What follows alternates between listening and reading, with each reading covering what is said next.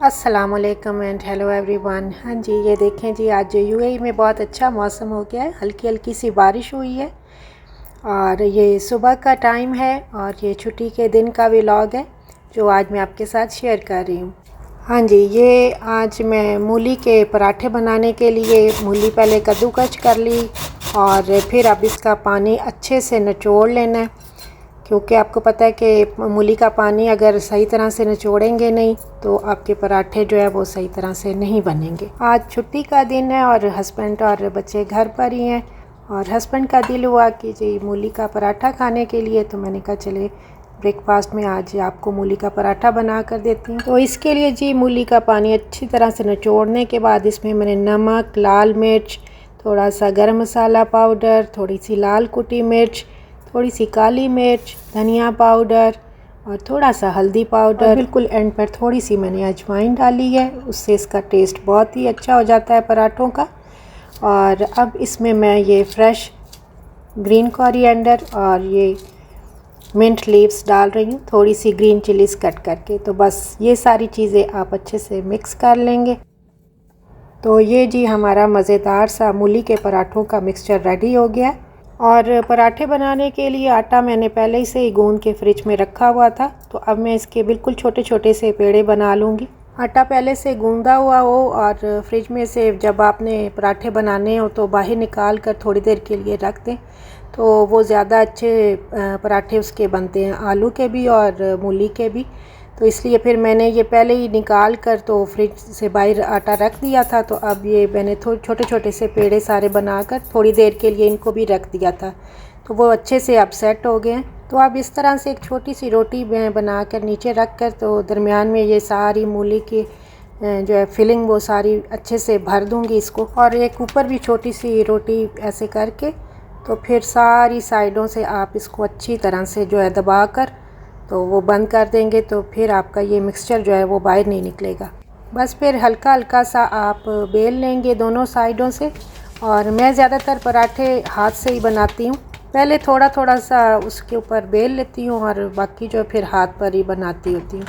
तो बहुत अच्छे मज़ेदार सॉफ्ट से पराठे बनते हैं। ऊपर फिर मैंने इसके देसी घी लगाया और अब हस्बैंड को भूख भी लग रही थी तो वो किचन में ही आ गए थे और उन्होंने अपने लिए ये जो है थोड़ा सा मगज़ है ब्रेन मसाला वो गरम किया है और एक बॉयल एग उसके साथ लिया है और ये साथ मूली का पराठा। तो आज नाश्ते में वो ये ले रहे हैं। हाँ जी, और कमेंट्स में मुझसे किसी ने पूछा था कि आप कौन सा ये आटा यूज़ करते हैं यहाँ पर। तो हम अलबेकर का चक्की फ्रेश आटा यूज़ करते हैं, वो बहुत ही सॉफ्ट और फ्लफ़ी से पराठे उसके बनते हैं। अगर सारा दिन भी रोटी या पराठा बाहर पड़ा रहे तो शाम तक भी बहुत सॉफ्ट सा रहता है, बिल्कुल भी रोटी ड्राई नहीं होती है। और इधर हस्बैंड बेड पर बैठकर, आज छुट्टी है तो रिलैक्स होकर अपना नाश्ता अपने कमरे में कर रहे थे। फिर मैंने अपने लिए और बच्चों के लिए भी पराठे बनाए और मामा ने थोड़ी सी ये ग्रीन चटनी भी साथ ली और पराठे के ऊपर ही थोड़ा सा उसने अचार डाला। चलो अब ये चाय दे के आओ अपने बाबा को। चलो शाबाश, भाग भाग के काम करते हैं संडे वाले दिन। और इसके बाद मैंने ये कुछ ड्राई पराठास बनाए, इनको मैं हाफ़ कुक करके तो फ्रीज़ कर दूंगी प्लास्टिक की शीट दरमियान में रख कर। तो फिर ये होता है कि फ्रिज में नीचे पड़ा हुआ आटा आपका ख़राब भी नहीं होता है, क्योंकि 2-3 दिन गुजरने के बाद आटा जो है वो फिर थोड़ा ब्लैक होना शुरू हो जाता है। तो मैं इसलिए रोटी और पराठे बना के तो फ्रीज़ कर देती होती हूँ। और सबको नाश्ता करवाते करवाते मुझे बहुत भूख लग गई, तो मैंने ये थोड़ा सा पराठे का टुकड़ा तवे पे ही गर्म करके तो सरसों के साग के साथ खाना शुरू कर दिया। तो ये पराठे मूली के बहुत ही मज़े के बने थे और फिर मैंने उसके बाद आराम से बैठकर तो अपना नाश्ता किया। बस छुट्टी वाले दिन उठते उठते और नाश्ता करते करते थोड़ा देर हो जाती होती है, लेट हो जाते हैं। तो मामा बड़े आराम से बैठी हुई थी, तो मैंने कहा चलो ये मुझे पुदीना के पत्ते उतार के दो। मीना इधर आओ, ये खुद भी नट्स लो और मामा को भी दो।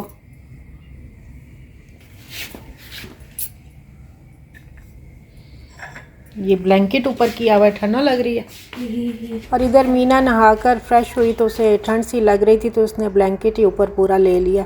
और बच्चों को नट्स फ्रिज में से निकाल कर ना दो तो बच्चे खुद तो लेते नहीं हैं, इसलिए शाम के टाइम मैंने उन दोनों को नट्स निकाल कर दिए। और मैंने खुद ये समोसे मेरे खाने को बहुत दिल कर रहा था तो मैंने ये थोड़ा से 7 चने और ग्रीन चिलीज़ के साथ ये समोसे खाए, मुझे बहुत ही मज़े के लगे।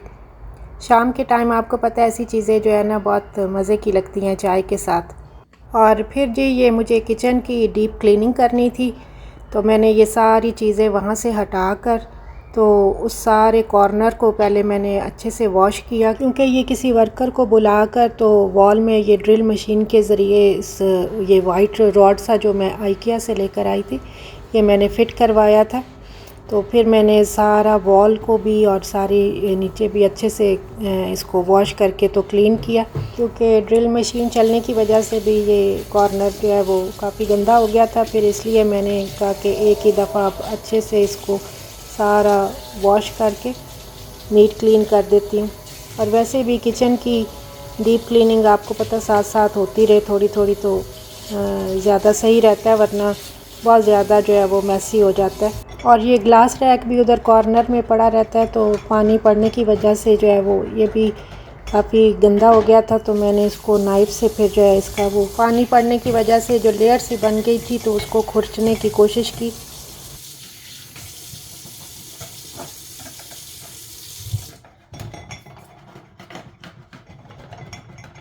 और फिर इसको अच्छी तरह से वॉश करके तो फिर मैंने उस कॉर्नर में इसको रखा। और ये आइकिया से जो मैंने शॉपिंग की थी फिर इंशाल्लाह ताला किसी नेक्स्ट वीडियो में आपके साथ ज़रूर शेयर करूँगी। अभी ये जो मैं बॉक्सेस लेकर आई थी इसके तो अब मैं इसमें ये फ़िट करूँगी।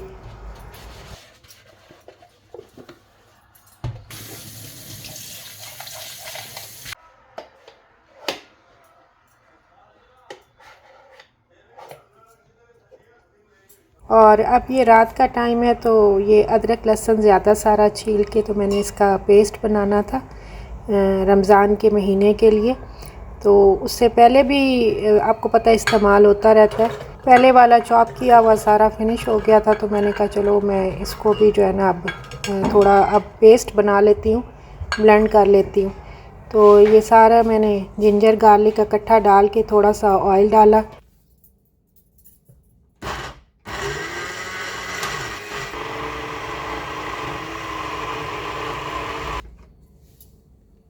थोड़ा सा ऑयल और नमक डालने से ये है कि ये आपका जिंजर गार्लिक का पेस्ट जो है वो नीचे फ्रिज में भी रखेंगे तो काफ़ी दिन तक ठीक रहेगा और ग्रीन नहीं होता है। तो इसलिए मैंने ये डाल के तो इसको ब्लेंड किया और फिर इसको मैंने ये आइस क्यूब ट्रे में सारा डाल के तो मैंने ये फ्रीज़र में फ्रीज़ होने के लिए रख दिया।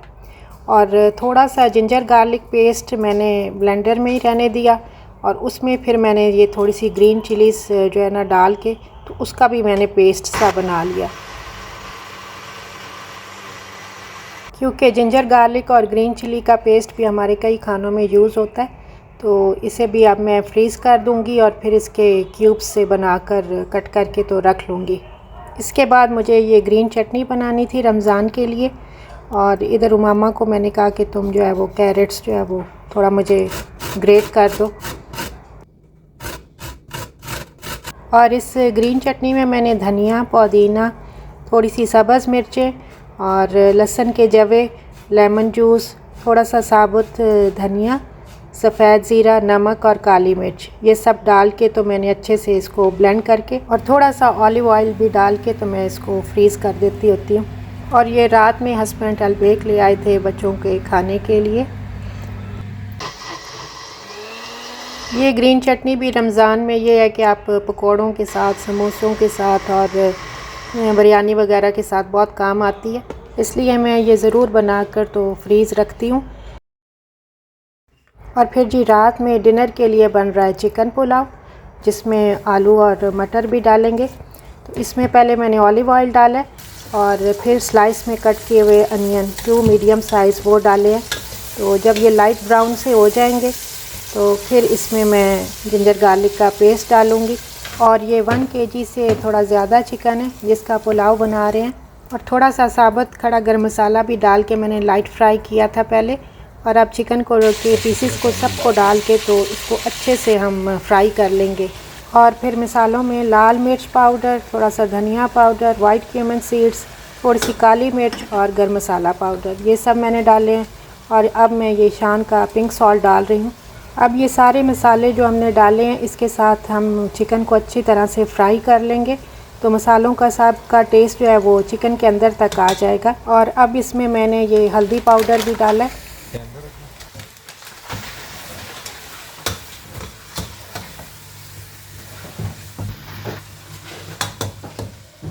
जब चिकन अच्छी तरह से फ्राई हो गया मसालों के साथ, तो फिर इसमें मैंने ये टमाटर डाल दिए और साथ ही आलू भी डाल रही हूँ। और थोड़े से ये फ्रोज़न मटर हैं वो भी डाल के इसको अच्छी तरह से मिक्स करके तो बिल्कुल स्लो फ्लेम पे फिर पकने के लिए रख देंगे।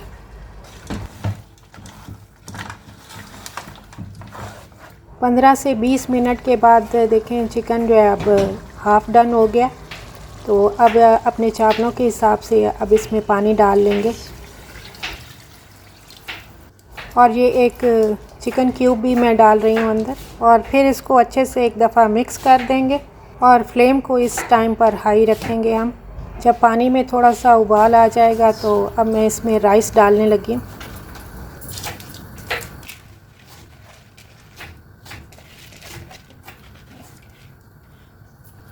राइस डालने के बाद एक दफ़ा इसे मिक्स कर देंगे।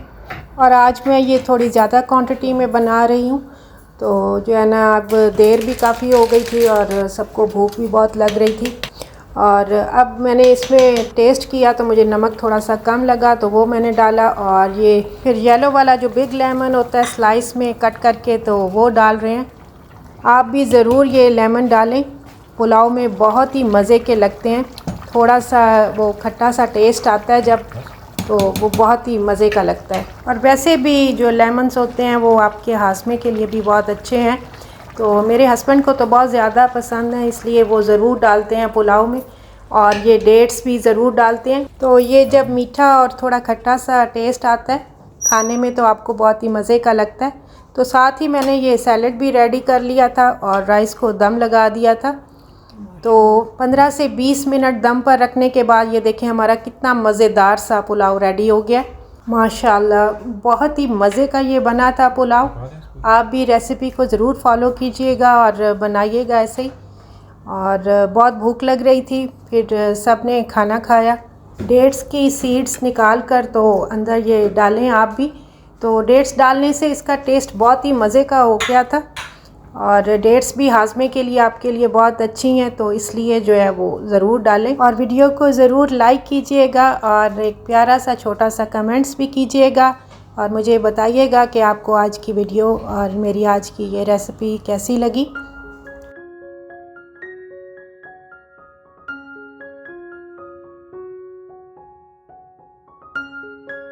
थोड़ा लेट हो गए थे और बच्चों को भी बहुत ज़्यादा भूख लगी हुई थी, इसलिए वो किचन में ही आ गए और अपनी अपनी प्लेटों में उन्होंने सारा कुछ डाल के सारी कोई रायता कोई सैलड वगैरह डाला और फिर अपने अपने कमरों में जाके तो बैठ के आराम से खाना खाया। बच्चे आजकल आपको पता है कोई टीवी या फिर डिवाइसेस के सामने जो है वो बैठ कर तो खाना खाते हैं, टेबल पर बैठते नहीं हैं। तो मिलते हैं इंशाल्लाह ताला फिर नेक्स्ट वीडियो में।